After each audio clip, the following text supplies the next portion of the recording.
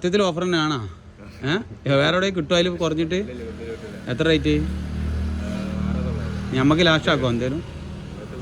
നമുക്ക് ലാസ്റ്റ് മക്കളെ നമ്മളതാ ഇവിടെ എങ്ങനെ എവിടെ മച്ചിങ്ങപ്പാറമ്മലേ നമ്മളെ വീട്ടിലേക്ക് സാധനങ്ങൾ വേണമല്ലോ, കുടിയിരിക്കാനുള്ള പരിപാടിയിലാണല്ലോ.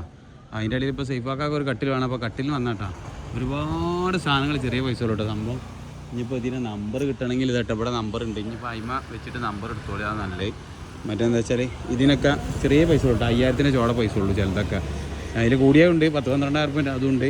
നമ്മൾ എടുത്തിക്കണ 5900 ഈ ഒരു കട്ടിലാട്ടം എടുത്തിക്കണേ. ഈ കട്ടിലെടുത്ത് അതിൻ്റെ സംഭവങ്ങളാണിത്.